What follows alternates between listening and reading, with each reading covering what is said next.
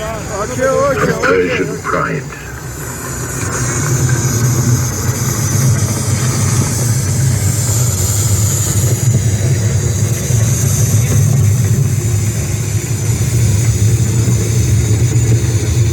کورش شاه بزرگ شاه شاهان شاه هخامنشی شاه ایران زمین از جانب من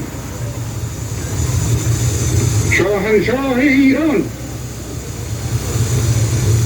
و از جانب ملت من Osiris, great king, king of kings, Achaemenian king, king of the land of Iran, I, the Shah of Iran, offer these salutations from myself and from my nation. At this glorious moment in the history of Iran, I and all Iranians, the offspring of the empire which thou founded 2,500 years ago, bow our heads in reverence before thy tomb. We cherish thy undying memory.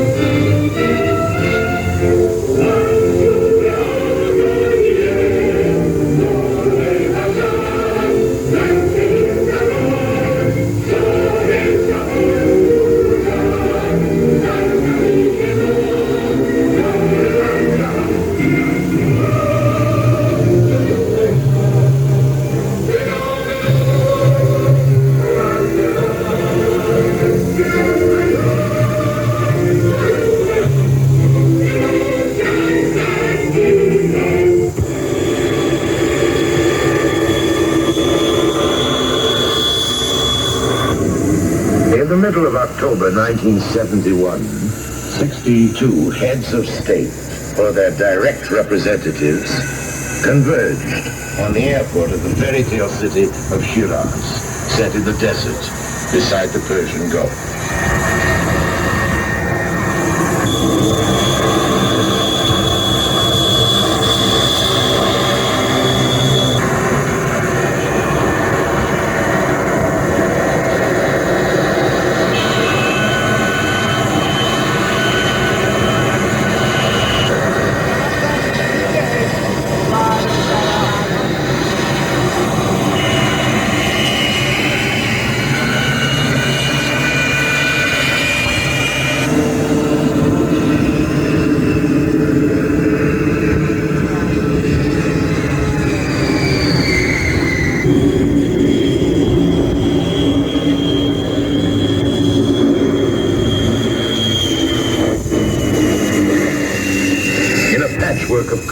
In a whirl of salutes, bows and curtsies, familiar faces in the world scene stepped out of their aircraft over red carpets fringed with guards of honor into the welcoming Persian sunlight.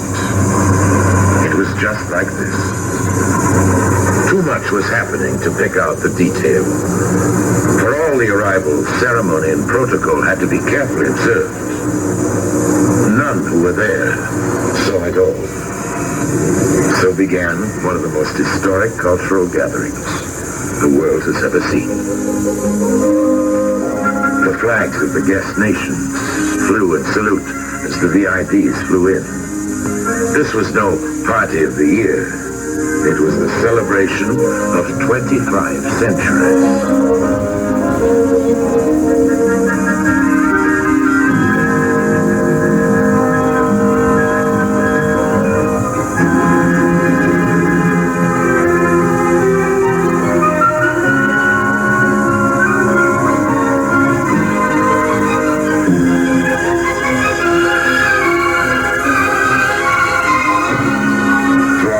Escorted cars drove out through Shiraz into the desert towards the ruined palace of the great kings of antiquity, the historic birthplace of the Persian Empire.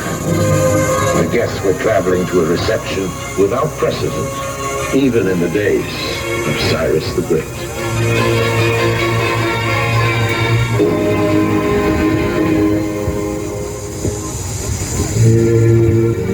Their camp, if you can call it a camp, was shaped like a star, with 5 wings branching out from the royal pavilion to represent the 5 continents. Each head of state had an apartment with a sitting room, 2 bedrooms and 2 bathrooms and a service room, with an electric stove and ironing board for their entourage.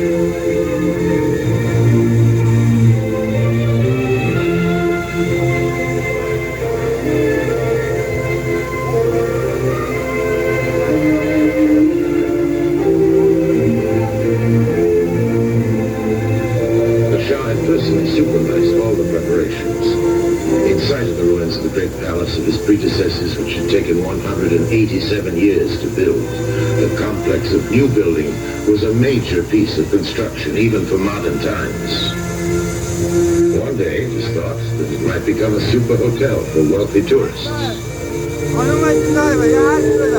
The great hand weavers of Persian carpets who've been using their uncanny skill to make portraits in silk of each of the distinguished guests.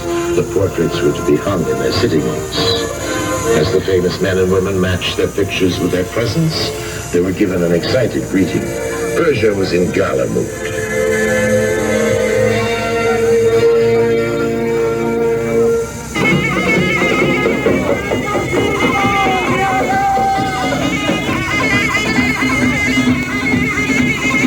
Villagers had heard on radio and television that the great people of the world were coming to honor their country. A country which had ruled in the past what was the then known Earth. A country which, after centuries of apathy, their Shah was determined to lead into the 20th century. He began by inviting the world to stop, look, and listen.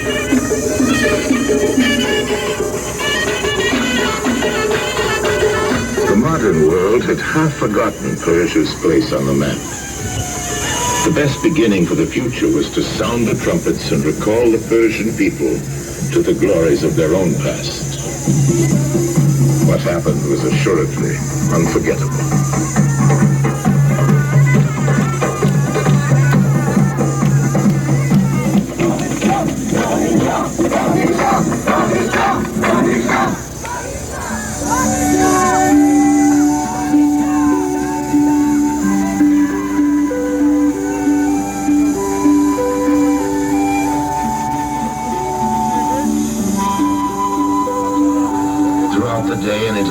The Shah was in constant attendance on the newly arriving guests.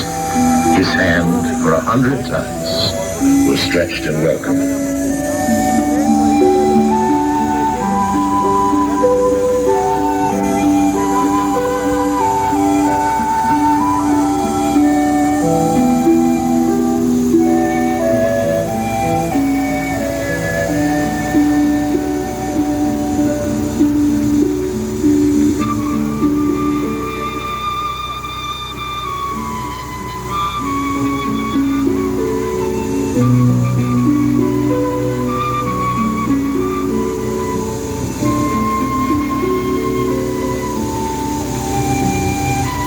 Looking at these scenes, a poker player might well reflect that here is that rare hand in cards, which is called a royal flush.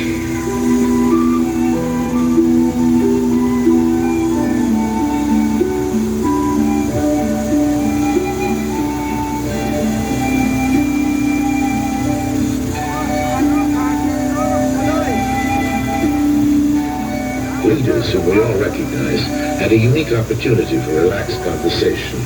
Well, perhaps not now when the TV cameras were being on, but others were talking elsewhere. An international congress of 250 scholars were already in session at Shiraz. The papers they read on Persian culture were to be published and circulated to research institutes throughout the world. Such a brain's trust of Persian study had never been collected before.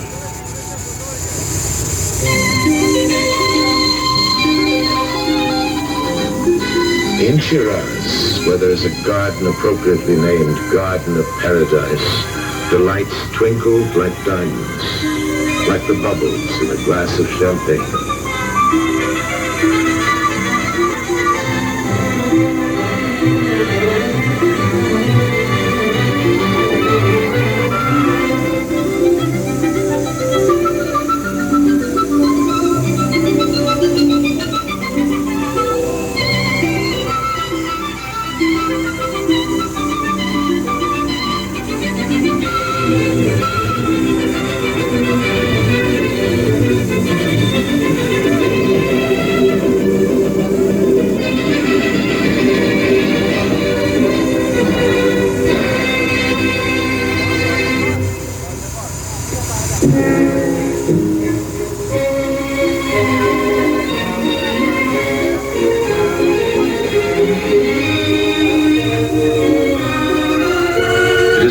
That a state occasion like this has been shown to the world.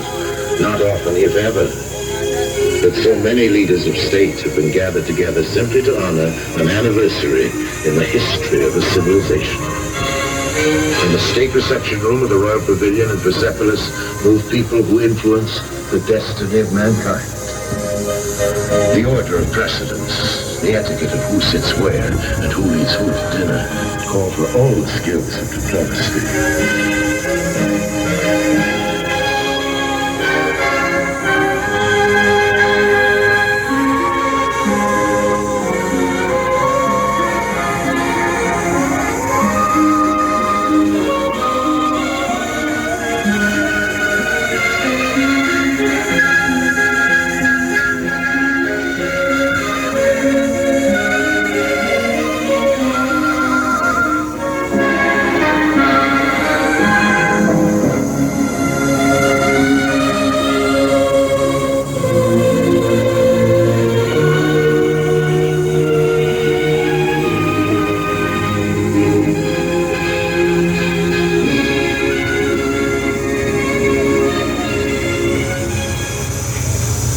Majesties, honorable presidents of republics, highnesses, eminences, excellencies, ladies and gentlemen. The Shah was proposing the toast to his guests. Look at something. In our gathering this evening, past history is linked with the realities of today. Such a bond of past and present, achieved by understanding and friendship, is surely an omen of good.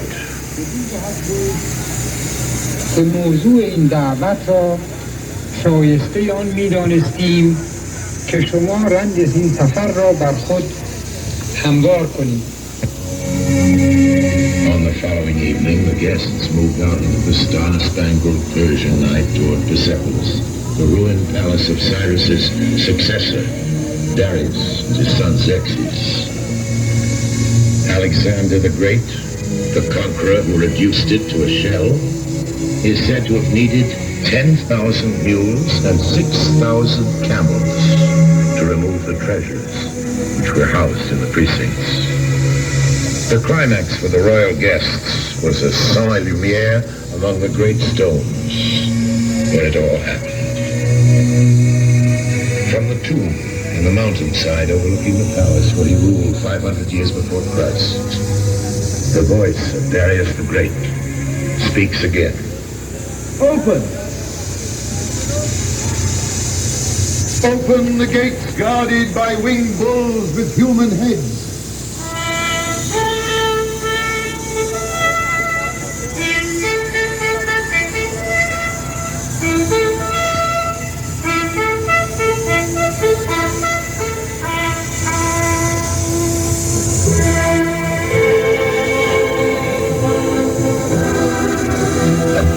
comes the procession of the ambassadors, their beards and ringlets, their hair curled. A long procession towards the stairways of stone and black marble, guarded by the lancers of our royal guard, the 10,000 immortals. The long train of the horsemen and the steps of the Arab camel drivers, moving toward the tall horizontal stone columns that reach to the sky in the gesture of prayer. The Ionians and the Aeolians, living on land and sea, bring you their round and amber chalices.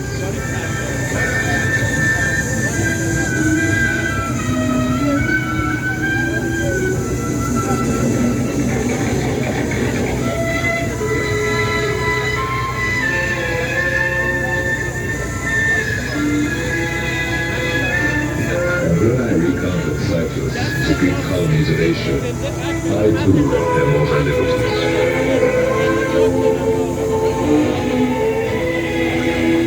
Abu-Ramallah has deigned, through the words of my mouth, to allow his image to cohabit with those of the Greek gods on coins.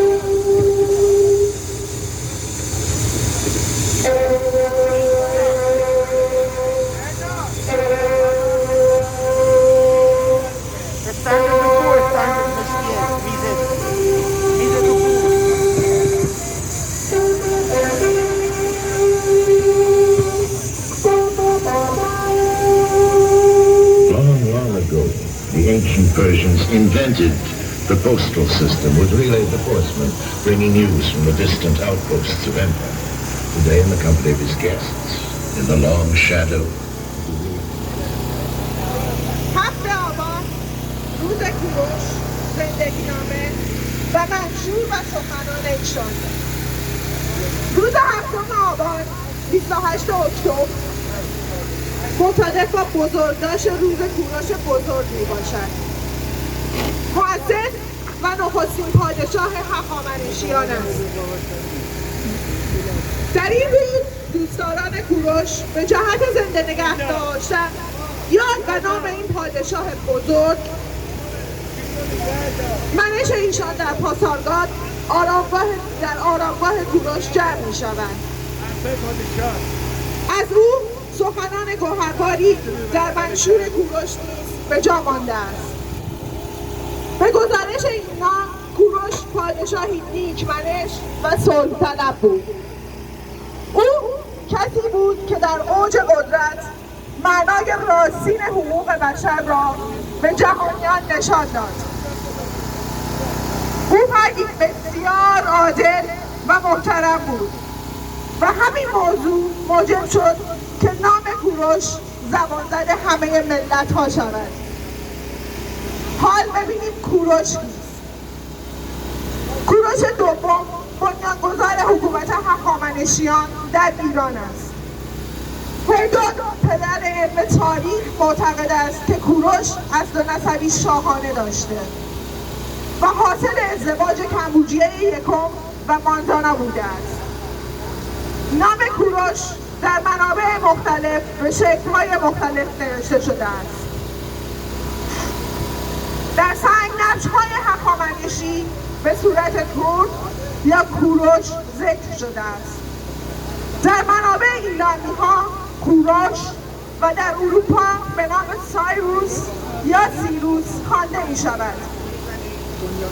او در 40 سالگی پادشاه شد و با کاساندان شاهزاده هخامنشی ازدواج کرد و صاحب 2 پسر با نام‌های بردیا و کمبوجیه دوم شد و 3 دختر با نام‌های آتوسا، آرتیستونه و رکسانا شد. پس از مرگ کورش در سال 530 قبل از میلاد پسر کمبوجیه دوم با کشتن برادرش بردیا به حکومت رسید. روز کورش چه روزی است؟ روز کورش مصادف با 7 آبان 29 اکتبر می باشد. او به مدت 30 سال در سالهای 529 تا 559 پیش از میلاد بر نواحی گسترده‌ای از آسیا حکومت می‌کرد. چرا 7 آبان به نام کورش بزرگ نامگذاری شده است؟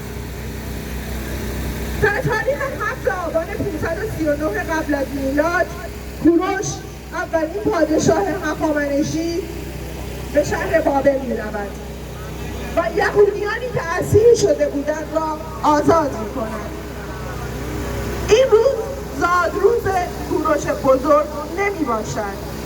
به دلیل گرامی داشت کورش به نام این پادشاه هخامنشی نامگذاری شده است.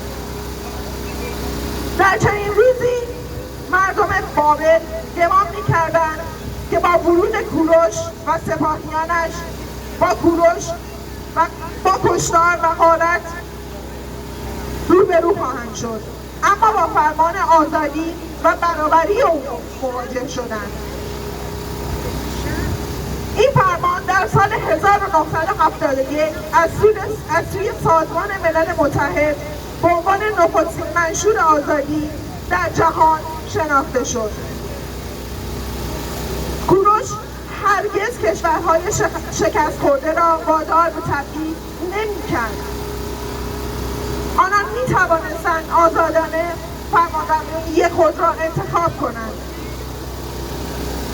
کورش پس از تسخیر بابل ادیان بومی را آزاد اعلام کرد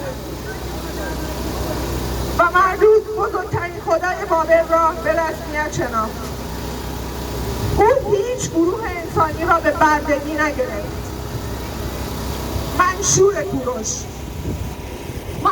کورش یا استوانه کورش لوحی از گل پخته روت است که در سال 538 پیش از میلاد به فرمان کورش بزرگ نوشته شد. نیمه اول این لوح از زبان رویدادنگاران بابلی در نیمه دوم آن سخنان و دستورهای کورش به خط میخی و زبان بابلی نو نوشته شده است. این منشور شامل 45 خط می باشد که حدود 20 سطر از آن کاملا شکسته شده.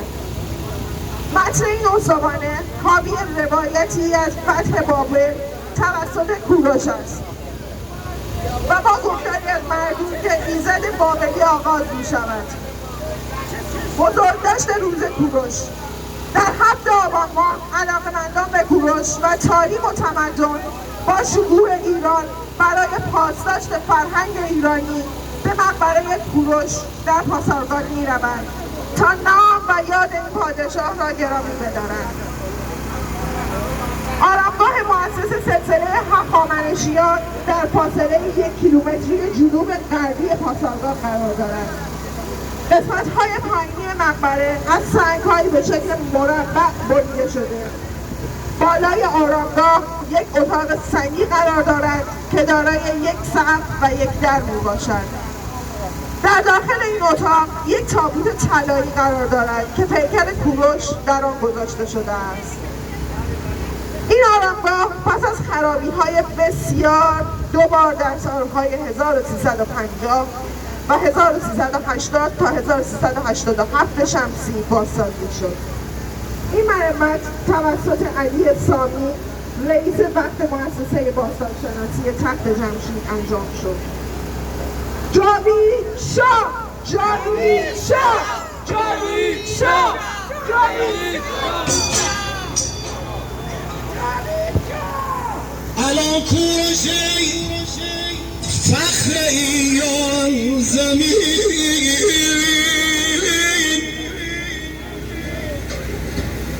ز تو زاده شد نام ایران زمین.